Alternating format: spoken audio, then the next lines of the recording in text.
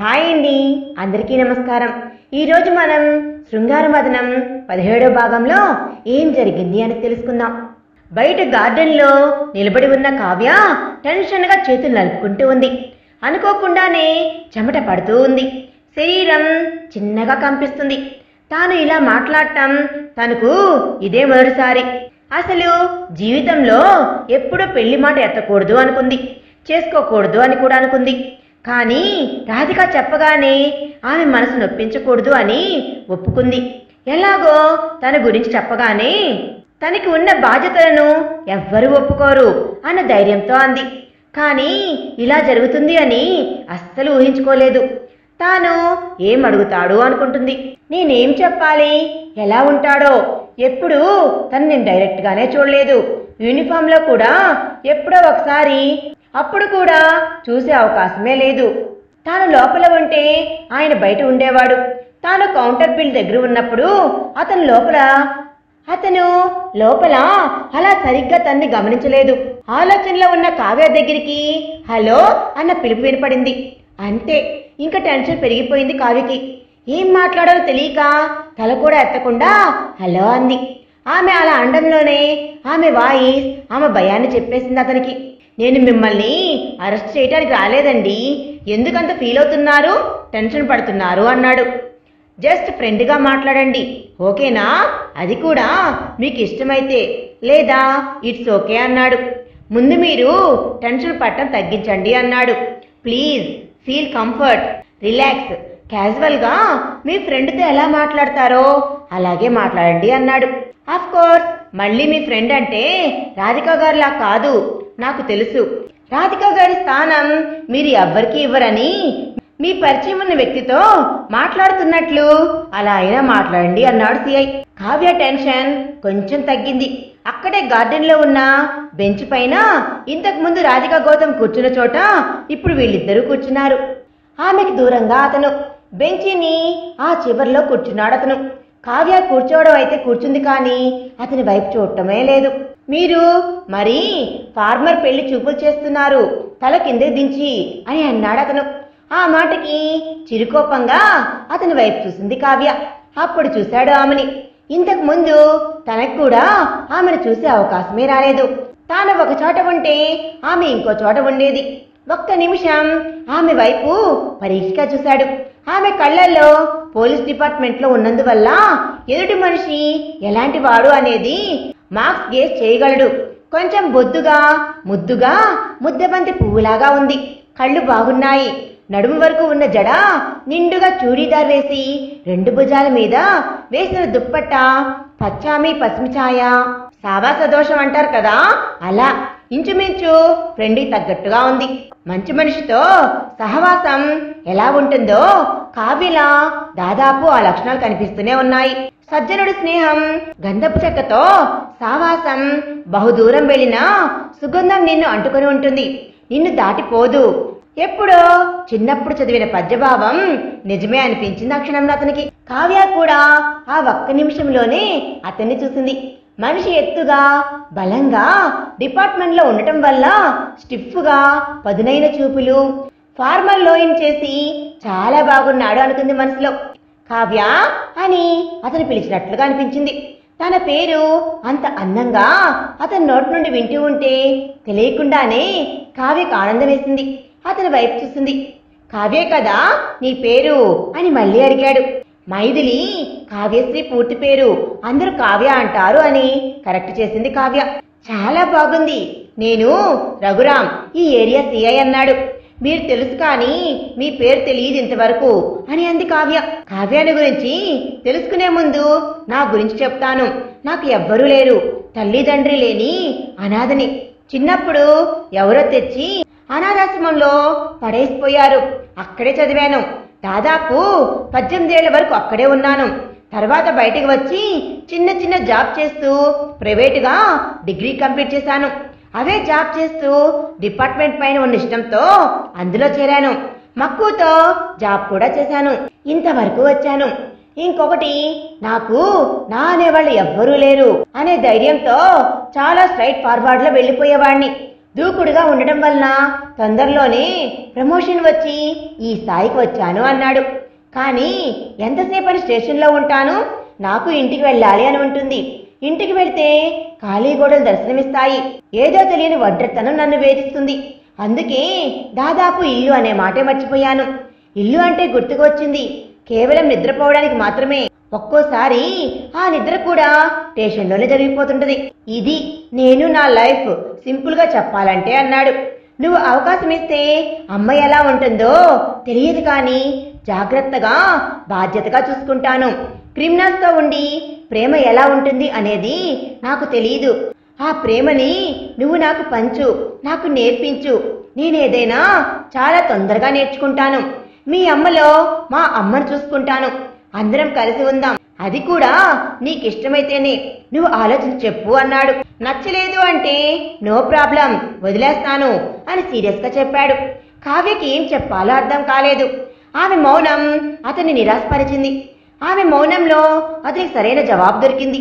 నిరాశగా ఓకే వెళ్తాను అంటూ నిలబడి మరొకసారి ఆమె వైపు చూసి వెళ్ళబోయాడు సిఐ. తనని పిలిచినట్లు అనిపించింది. వెనక్కి తిరిగి చూశాడతను. కావ్య అతని వైపు చూడకుండానే నాకు ఇదంతా చాలా తొందరగా జరుగుతున్నట్లుగా ఉంది. మీకు ఓకేనా? నా గురించి పూర్తిగా తెలుసా అని అడిగింది. తెలుసు అన్నట్టు తల ఊపాడు. నా బాధ్యతలు అని అంది. అది కూడా తెలుసు అన్నాడు. మీకు ఎటువంటి అబ్జెక్షన్ లేదా అంది. ఎటువంటి అబ్జెక్షన్ కూడా లేదు. మనస్ఫూర్తిగా నాకు ఇష్టం. మీ అన్నయ్య కొడుకుని మన బిడ్డలాగా మన పేరు ఇచ్చి పెంచుదాం. ఇంతవరకు వాడికి అమ్మ ఒక్కటే ఉంది. నువ్వు ఒప్పుకుంటే నాన్న కూడా ఉంటారు అని అంటూ నీకిష్టమేనా అని అడిగాడు ఆశ్చర్యంగా, ఆశగా. ఏమీ చెప్పకుండా సిగ్గుతో తలదించుకుంది. ఆమె దగ్గరికి వచ్చి ఆమె చెయ్యి పట్టుకున్నాడు. చెయ్యి చిన్నగా వణుకుతుంది. జీవితంలో మొదటి మగవాడి స్పర్శ అని తెలుస్తూనే ఉంది. సంతోషంతో చెయ్యిని చిన్నగా నొక్కి నీకు నిజంగా ఇష్టమే కదా అని అన్నాడు మరొకసారి అనుమానంతో. ఆమె అవును అన్నట్లుగా తల ఊపింది. అతనికి ఏం చెప్పాలో తెలియక తనని హగ్ చేసుకొని నుదుటి మీద చిన్న ముద్దు పెట్టాడు. ఆ కౌగిలింత కావ్య జీవితానికి సరిపడా నమ్మకం ఇచ్చింది. ఆ కౌగిలింత కావ్య జీవితానికి సరిపడా నమ్మకం ఇచ్చింది రామ్ రూపంలో. అక్కడే కూర్చొని తన గురించి చెప్పసాగింది. ఆమె మాటల ప్రవాహంలో ఇద్దరికి అసలు సమయమే తెలియలేదు. అతనికి కూడా చాలా ఆనందంగా ఉంది. మనసు గాలుల్లో తేలుతున్నట్లుగా ఉంది. మొదటిసారి తనతో ఒకరు ఇలా ఉండటం, ఆమె స్పర్శ జీవితానికి సరిపడా తీయని అనుభూతిని పంచుతుంది. భోజనం చేద్దామా అనే పిలుపు వినపడటంతో ఇద్దరు వెనక్కి తిరిగి చూశారు. రాధిక చేతులు కట్టుకొని నిలబడి ఉంది చిరునవ్వుతో. వెనకాలే గౌతమ్. వైకుంఠం వదిలి లక్ష్మీ శ్రీనివాసుడు కళ్ళ ముందు నిలబడినట్లు అందమైన కమనీయమైన జంట. ఎదురుగా శ్రీహరి వైకుంఠాన్ని వదిలి నిలబడినట్లు లక్ష్మీ సమేతంగా. గౌతమ్ రాధికతో చూడముచ్చటైన జంట. కావ్య వాళ్ళిద్దరు చూడగానే ఫాస్ట్ గా వచ్చి రాధిక వెనకాల నిలబడింది. సిఐ గౌతమ్ పక్కన చేరి ఏం మాట్లాడాలో తెలియడం లేదు. కొత్త ఫీలింగ్ ఎలా ఎక్స్ప్రెస్ చేయాలో కూడా తెలియడం లేదు. క్రిమినల్ తో ఉండి ఉండి నాకు ఒకే ఫీలింగ్ అలవాటైంది. ఇదంతా మొదటిసారి అన్నాడు సిఐ. గౌతమ్ నవ్వుతూ చూస్తున్నాడు. తన మొహంపై చిరునవ్వు, కళ్ళల్లో మెరుపు, ఆనందం తన మొహంలో కనబడుతుంది. అది తనకు అర్థమవుతూనే ఉంది. గౌతమ్ ఆప్యాయంగా ఆయన భుజం చుట్టూ చేయి వేసి వెల్కమ్ టు ఫ్యామిలీ, చాలా సంతోషంగా ఉంది మీరు రావడం అన్నాడు. నాకు చాలా హ్యాపీగా ఉంది. మీలాంటి వాళ్ళందరితో నేను ఉండటం. అయినా చెప్పడం రాదు, కొంచెం డిఫికల్ట్ అని అన్నాడు. రాధిక ఆయన దగ్గరికి వచ్చి మీకు చెప్పడం రాకపోయినా చూపించడం వచ్చు కదా, అది చాలు. మనసులో లేకపోయినా కేవలం పెదవుల చివర ఉండి లాభమేంటి చెప్పండి అని అంది. మాటల్లో లేకపోయినా మనసంతా నిండిపోతే చాలు. మీరు చేసే ప్రతి పనిలో మీ ప్రేమ కనపడుతుంది.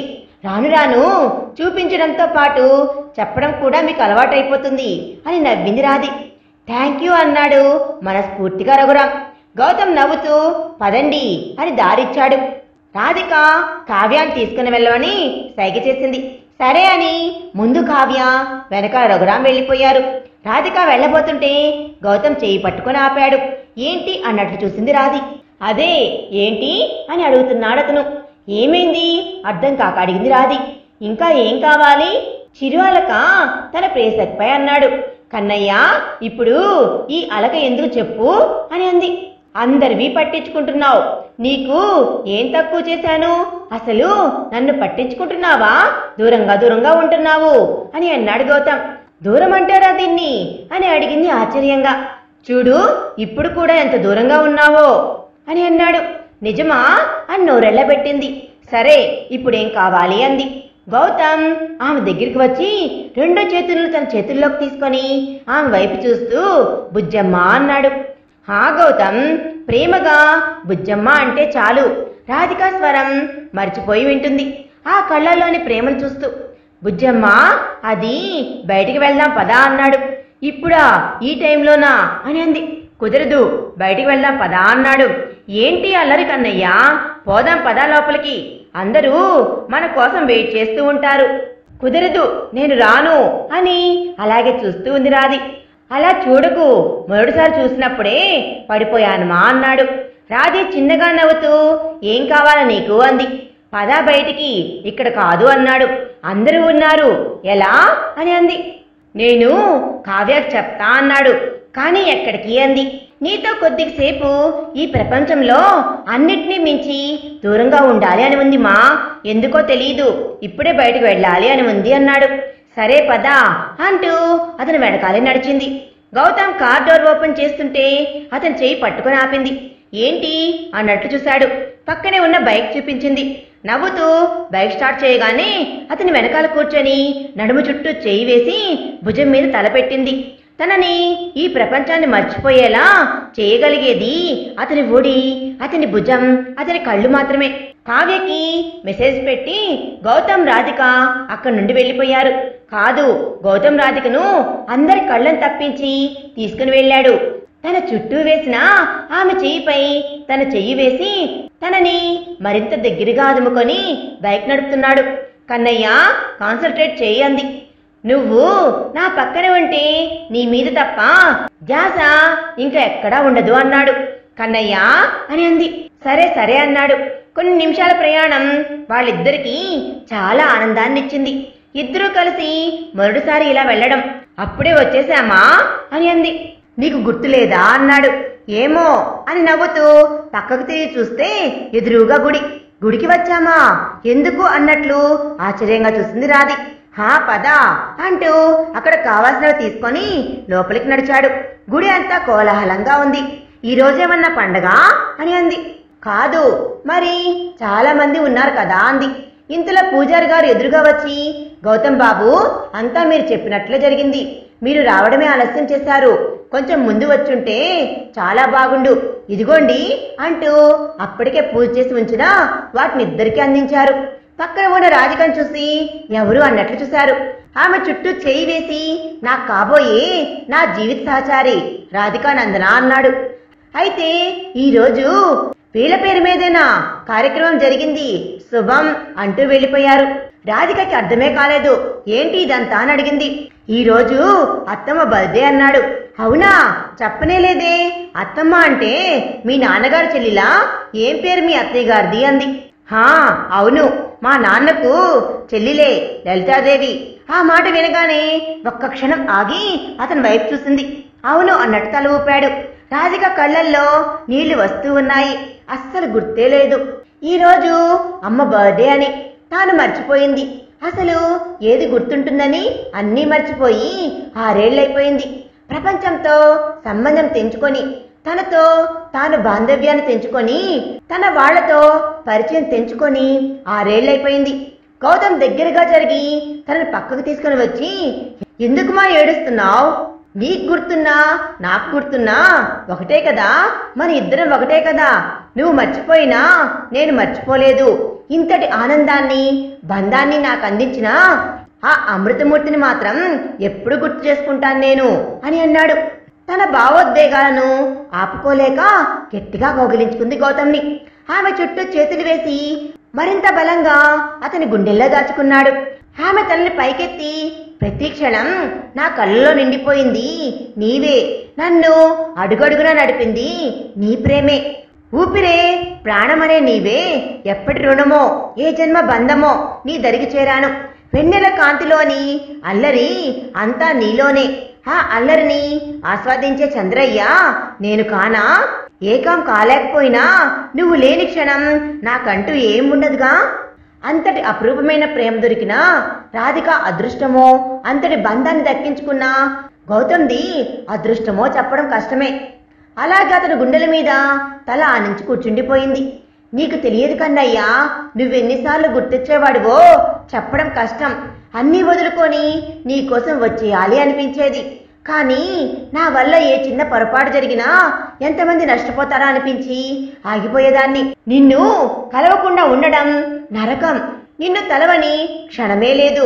నీకు దూరంగా ఉన్నప్పుడు అప్పుడే దూరంగా గుడిలో నుండి రాధిక స్వాతంత్రంలోని వినిపిస్తున్న మాటలు, ఈ జన్మకు ఇది చాలు కృష్ణ. అది విన్నా రాధిక మొహం చిన్నపోయిందెందుకో. గౌతమ్ రాధిక వైపు చూస్తూ, అక్కడ ఆమె తలరాతలో ఆయన లేడు, కానీ ఇక్కడ నా జీవితంలో, నా తలరాతలో, నా గమనంలో, నా అడుగడుగున నా నీడగా మారి నా పక్కనే నిలబడి నాకు దారి చూపిస్తూ నా ఊపిరిగా మారి నా గుండెల్లో నువ్వే నిండిపోయావుమా అని ఆమె నుడి మీద ముద్దు పెట్టాడు గౌతమ్. రాధిక గౌతమ్ మరి కొద్దిసేపు అక్కడే గుళ్ళో ఉండి బయటకు వచ్చారు. అక్కడ చాలా మంది పిల్లలు ఆడుకుంటూ ఉంటే రాధి వాళ్ల వైపు అభిమానంగా చూస్తూ ఉంది. గౌతమ్ పిలిచినా పలకలేదు. ఆమెను ఒక్క క్షణం చూసి అక్కడ ఉన్న ఒకరి దగ్గరికి వెళ్లి ఏదో మాట్లాడి చిన్న బాబుని తీసుకుని వచ్చాడు. బాబుని తెచ్చి ఆమె చేతిలో పెట్టాడు. అర్థం కాకుండా చూస్తూ ఉంది. ఎవరి బాబు అంది. ఏమీ పలకకుండా ఆమెనే కూర్చో అని ఆమె ఒడిలో పెట్టాడు. రాధికి అర్థమే కాలేదు. బాబు చాలా ముద్దుగా ఉన్నాడు. కన్నయ్య ఏంటిది అంది. ఒక్క నిమిషం అని వెళ్ళాడు. 10 నిమిషాల్లో దాదాపు గుడిలో ఉన్న 2-3 ఏళ్ల పిల్లలు ఎంతమంది ఉన్నారో అందరి చేతికి బెలూన్స్, చాక్లెట్స్ ఇచ్చి అందరినీ తీసుకుని వచ్చి రాధే చుట్టూ నిలబెట్టాడు. నీకు ఏమైంది ఇప్పుడు? బానే ఉన్నావా నువ్వు కన్నయ్య? వాళ్ళ అమ్మ వాళ్ళు కొడతారు మనల్ని, వాళ్ళు కనపడకపోతే. పాపం వెతుక్కుంటూ ఉంటారో ఏమో వాళ్ళ పిల్లలు ఏమైపోయారో అని. వాళ్ళందరినీ అర్ధగంట తర్వాత వచ్చి తీసుకుని వెళ్ళమని చెప్పానులే అన్నాడు. ఇంతమంది నా చుట్టూనా, నువ్వే కదా బాబును చూస్తూ మైమర్చిపోయావు అన్నాడు. ముద్దుగా ఉన్నాడు, అందుకే చూస్తూ ఉన్నాను అంది. నిజం చెప్పు అని సూటిగా చూశాడు. అది ఇంకేం మాట్లాడలేక చేతిలో ఉన్న బాబుని చూస్తూ, వీడు భలే ఉన్నాడు కదా, నీలాగే ఉన్నాడు కన్నయ్య. వీడి కళ్ళు చూడు నీలాగే ఉన్నాయి, అచ్చం అమ్మాయిల కళ్ళల్లా ఉన్నాయి. పెద్దయిన తర్వాత వీడి వెనకాల ఎంతమంది అమ్మాయిలు తప్పించుకుంటాడో నా కన్నయ్యలాగా అని బుగ్గల మీద ముద్దు పెట్టింది. రాధిక ముద్దు పెట్టిన ప్రతిసారి వాడు ఇంకా నవ్వుతూ ఉన్నాడు. గౌతమ్ ఎందుకో వెంటనే బాబుని తన చేతిలో తీసుకున్నాడు. నీలో ఈ యాంగిల్ కూడా ఉందా అని అంది. ఓన్లీ నీ విషయంలోనే అని చెప్పి మళ్ళీ ఆమె చేతికి ఇచ్చేశాడు. నిన్ను ఇలా ఎప్పుడు చూడలేదు అని నవ్వుతూ, బాగుంది ఇలా ఉడుక్కోవడం అని ఇంకా కావాలని బాబుకు ముద్దులు పెడుతూ ఉంది. గౌతమ్ నవ్వుతూ పెట్టుకో పెట్టుకో అని ఆమె దగ్గరికి వచ్చి చెవిలో, ఇప్పుడు వీడికి నువ్వు ఎన్ని పెట్టావో రాత్రికి నేను నీకు దానికి రెట్టింపు పెడతాను, గుర్తుంచుకో అన్నాడు. అంతే కళ్ళు పెద్దవి చేసి అతడి వైపు చూస్తుంది. అవును అన్నట్లు కళ్ళతోనే సమాధానం చెప్పాడు గౌతమ్. అంతే, ఇంక ముద్దులు పెట్టడం ఆపేసింది. గౌతమ్ నవ్వుతూ పెట్టు పెట్టు ఎందుకు ఆగిపోయావు అని అన్నాడు. పో కన్నయ్యా అని అన్నీ నీకు అనుకూలంగా మార్చుకుంటున్నావు, అందుకేనా అమ్మాయిలు నువ్వంటే ఇష్టంగా నీ వెనకాలే పడుతున్నారు అంది కవ్వింపుగా. బుజ్జమ్మ నేను ఎవ్వరిని తిప్పించుకోలేదు అన్నాడు. తెలుసు, అందరూ నీ వెనకాలే పడ్డారు. నేను మాత్రం నీ వెనకాలే పడ్డాను అన్నాడు. పిల్లలకు గౌతమ్ ఏం చెప్పాడో వాళ్ళందరూ ఒకరి తర్వాత ఒకరు రాధికకు ముద్దులు పెట్టారు. వాటన్నింటినీ ఒక వ్రతంలా గౌతమ్ ఫోటోలు తీశాడు. పసిపిల్లల నవ్వుతో అప్పటి వరకు ఆ మొహంలో ఉన్న విషాద ఛాయలు లేవు. స్వచ్ఛమైన నవ్వుతో పిల్లలతో పోటీ పడుతూ ఉంది. రాధికను పిల్లలను కలిపి అనేక రకాలుగా డిఫరెంట్ యాంగిల్స్ లో ఫొటోస్ తీశాడు. కొన్ని సెల్ఫీస్ తీశాడు. పిల్లలు ఆడి ఆడి చివరికి అలసిపోయారు. వీళ్ళందరికీ కావలసినవి కొని వాళ్ళని దగ్గరగా పెట్టుకొని కూర్చున్నారు. అందరూ 3 ఏళ్లలోపు పిల్లలే. ముద్దు ముద్దు మాటలతో వాళ్లతో చాలా తొందరగా కలిసిపోయారు. వాళ్లతో ఆడుతూ మారుతున్న రాధిక దగ్గరికి జరిగి గౌతమ్ ఆమెకు వినపడేటట్లు నాకు ఎప్పుడు ఇస్తున్నావు అన్నాడు. అంటే అర్థం కాకుండా అడిగింది. అంటే 1 2 3 దాదాపు 11 మంది ఉన్నారు. 11 మందిని మన పిల్లలుగా తెచ్చేసుకుందామా? క్రికెట్ టీం తయారు చేసుకోవచ్చు. మీ అమ్మా నాన్న, మా అమ్మా నాన్న అందరూ వచ్చేస్తారేమో కదా అన్నాడు. ఏంటి 11 మందా అని కళ్ళు తేలేసింది. టాపిక్ మార్చాలి అని చీకటి పడుతుంది. వీళ్ళ అమ్మ వాళ్ళు ఎక్కడ ఉన్నారో పదా, అందరినీ వాళ్ళ దగ్గర చేరుద్దామంది. నేను అడిగిన దానికి ఆన్సర్ చెప్పలేదు అన్నాడు. ఏం చెప్పాలో తెలియక చిన్నగా సిగ్గుపడుతూ పక్కకు చూసింది. బుజ్జమ్మ, నువ్వలా సిగ్గుపడ్డావనుకో 11 కాస్త 22 అయిపోతారు. తర్వాత నీ ఇష్టం. అదేదో మూవీ చూసావా? ఎప్పుడో చూశాను. ఎవరో హీరో, అతని కొడుకు ఒకేసారి వాళ్ళ భార్యలను డెలివరీ తీసుకుని వస్తారు. గుర్తొచ్చిందా అని అన్నాడు కొంటెగా. వెంకటేష్ అనుకుంటా కదా హీరో అని అన్నాడు ఆమెను ఇంకా కవ్విస్తూ. అప్పటికే రాధా చెంపలు సిగ్గుతో ఎర్రబడ్డాయి. కనురెప్పలు బరువుగా వాలిపోతూ ఉన్నాయి.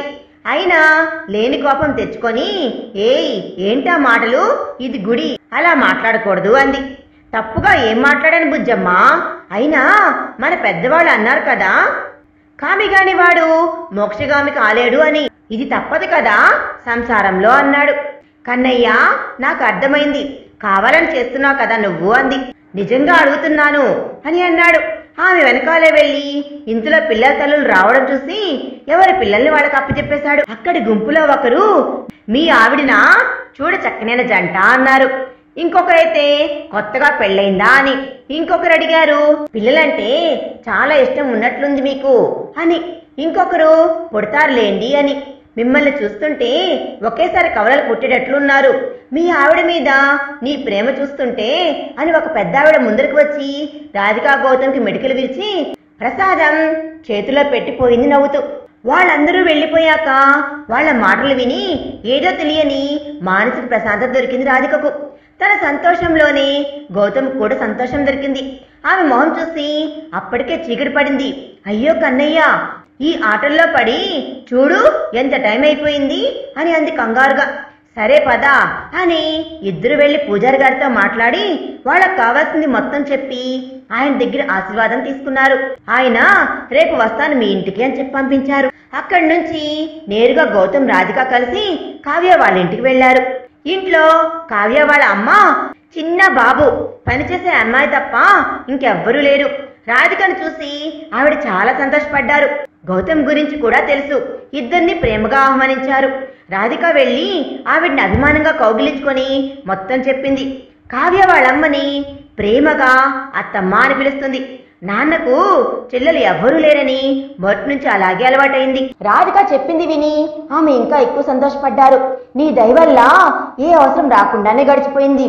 ఇంత మంచి సంబంధం నువ్వు చూశావు అంటే అది నిజంగానే గొప్పదై ఉంటుంది. నీ రుణం ఎలా తీర్చుకోవాలి? వచ్చే జన్మంటూ ఉంటే నీ కూతురిగా పుడతానమ్మా అని ఆవిడ కంటతడి పెట్టారు. గౌతమ్ ముందుకు వచ్చి, పెద్దమ్మా, మీరు పెద్దవారు, ఆశీర్వదించాలే కానీ కంటతడి పెట్టకూడదు. ఇప్పుడు ఏమైంది? జరిగేదంతా మన మంచికే అని ఆవిడికి నచ్చచెప్పి ఆవిడ దగ్గర సెలవు తీసుకొని గౌతమ్ రాధిక అక్కడి నుంచి మానసిక సంతృప్తితో బయలుదేరారు. బైక్ వెనకాల కూర్చున్న రాధిక గౌతమ్ నడుము చుట్టూ చేయి వేసి అతని భుజం మీద తల పెట్టుకొని కళ్ళు మూసుకుంది. ఉదయం నుంచి వరుసగా చేస్తున్న పనులతో తాను పెట్టుకున్న బాధ్యత ఒక్కొక్కటిగా తీరుతుంది అని వచ్చిన సంతృప్తితో కూడిన అలసటాది. గౌతమ్ ఏమాత్రం ఆమె నిద్రకు భంగం కలిగించకుండా నిదానంగా బండి నడుపుతూ ఉన్నాడు. మరి తర్వాత ఏం జరిగింది అనేది మనం నెక్స్ట్ పార్ట్లో తెలుసుకుందాం. ఈ వీడియో కనుక మీకు నచ్చినట్లయితే ప్లీజ్ లైక్ చేయండి. మీ విలువైన అభిప్రాయాన్ని కామెంట్ రూపంలో తప్పకుండా తెలియజేయండి. కొత్త వారు మన ఛానల్ చూస్తున్నట్లయితే ప్లీజ్ సబ్స్క్రైబ్ చేసుకోండి. Thanks for watching.